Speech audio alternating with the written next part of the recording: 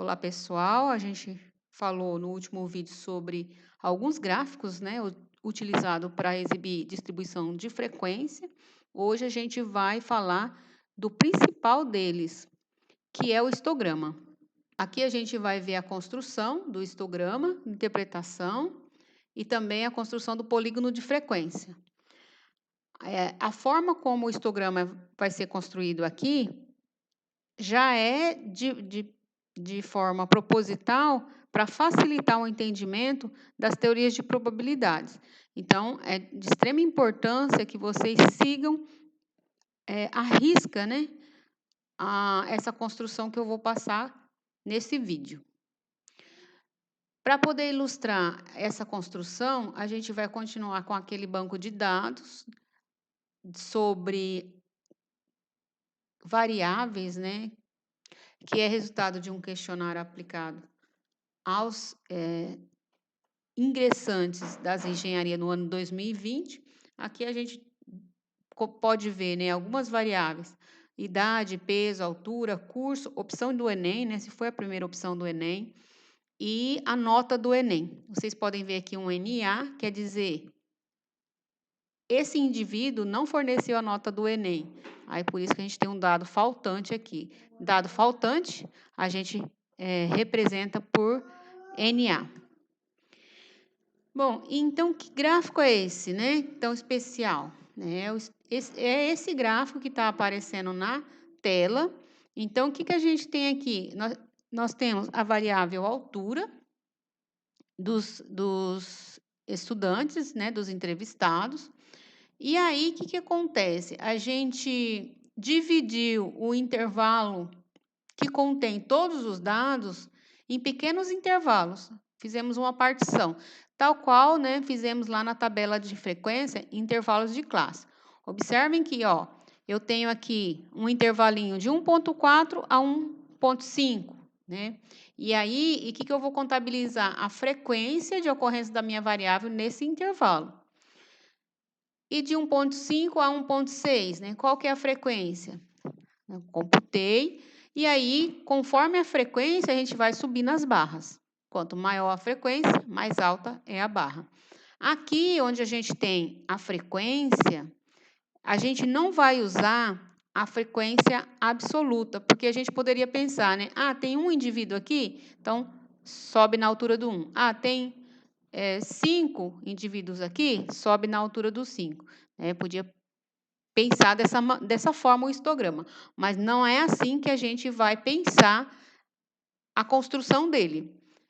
A gente vai focar, na verdade, na área da barra, né, das barras do histograma, para poder construir essa escala de frequência. Então, para a gente falar da construção do histograma, vamos pegar aqui a nota do Enem, né, desse banco de dados. Bom, para construir o histograma, em primeiro lugar, a gente tem que determinar quem? Os intervalinhos, né? Onde a gente vai erguer as barras de frequência.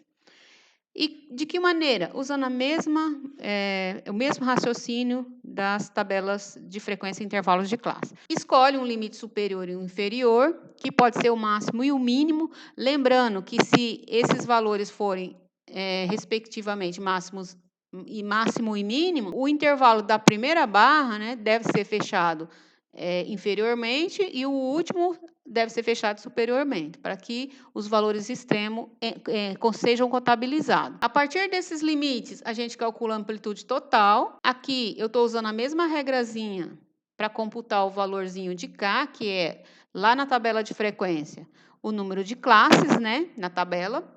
Aqui vai ser o número de barra no nosso histograma, no nosso gráfico. Por essa continha, né, eu vou arredondar aqui o número de classe igual a 8, o que fornece, né, a amplitude dos meus intervalos aqui, um valor de 40. Como é que eu determino as amplitudes dos intervalos? Eu divido a amplitude total pelo número de classes, não é mesmo? E aí a gente consegue obter a amplitude das classes. Partindo do 450, né, que é o meu limite inferior, como é que eu obtenho o limite superior do meu primeiro intervalo? Soma o delta, que é a amplitude, e aí eu tenho o meu limite superior para a construção do meu primeiro intervalo. Para construir o meu segundo, eu pego o limite superior do primeiro intervalo, né, 490, somo a amplitude, e aí eu tenho o limite superior do segundo intervalo. Para o terceiro, mesmo raciocínio. Pego o limite superior do segundo intervalo, somo 40 e eu tenho o limite superior do terceiro intervalo. Fazendo isso, né, eu vou obtendo todos os intervalos, todos os K intervalos. Então, está aqui. Então, esses são os intervalos. Agora, o que eu tenho que fazer? Construir as minhas barras, né, subir as barras nesses intervalos. O que eu tenho que determinar? A altura dessas barras, né? Bom, para obter a altura das barras, a gente vai fazer a suposição de que a área de cada barra é igual à frequência relativa naquele intervalo. Então, eu tenho aqui, ó, meu primeiro intervalinho. Eu quero subir a minha primeira barra. Eu tenho que saber quem que é a minha primeira frequência relativa. Nesse intervalo, eu tenho apenas uma observação. Então, eu dividindo, né, essa observação, que seria a frequência absoluta, pelo total de observações, eu tenho a minha frequência relativa.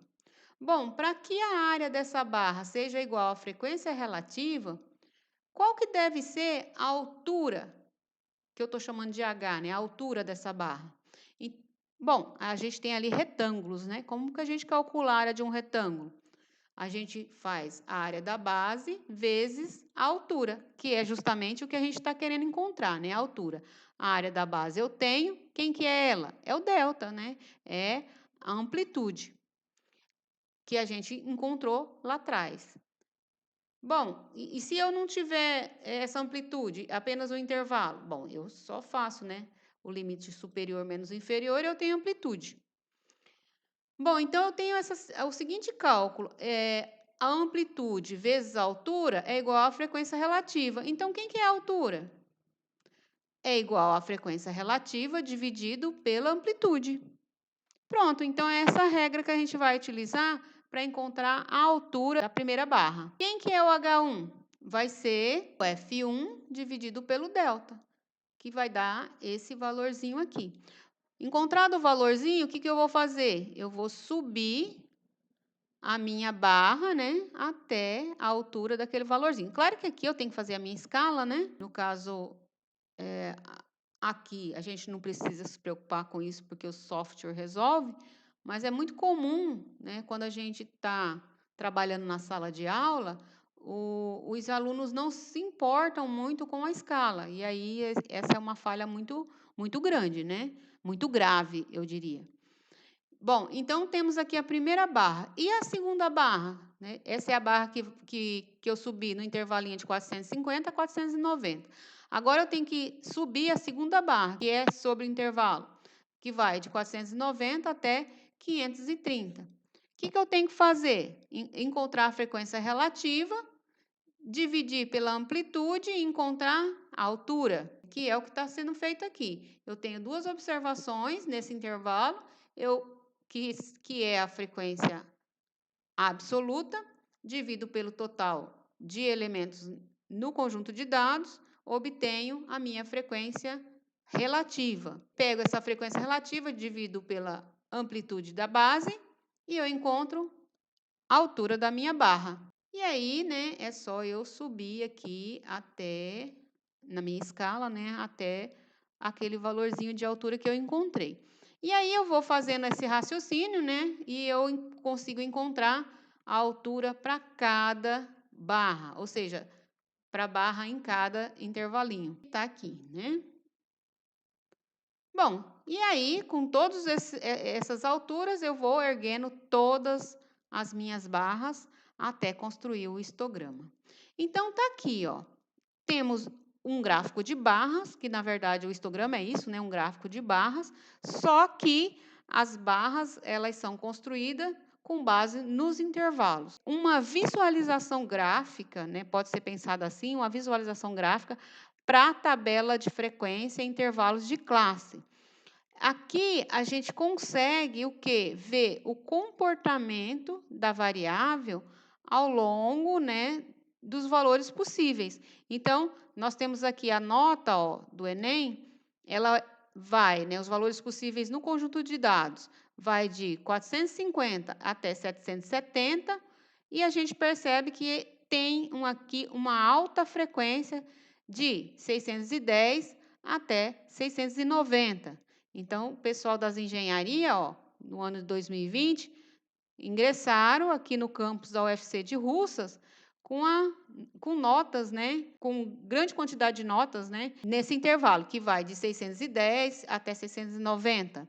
E aí, alguns poucos, né, lá do 450 a 530, uma nota bem baixa, e também uns poucos, né, de 730 a 770, que são as notas mais altas, né? Pronto, uma vez construído o histograma, a gente vai construir quem? O polígono de frequência, né? Que é essa linhazinha, ó, que a gente constrói ligando os pontos médios do segmento, né, do topo de cada barra. Ó, ligando aqui, você consegue construir o polígono de frequência. Então, o polígono de frequência vai descrever a frequência com que a minha variável assume valores no range, né? No range dos possíveis valores no meu conjunto de dados.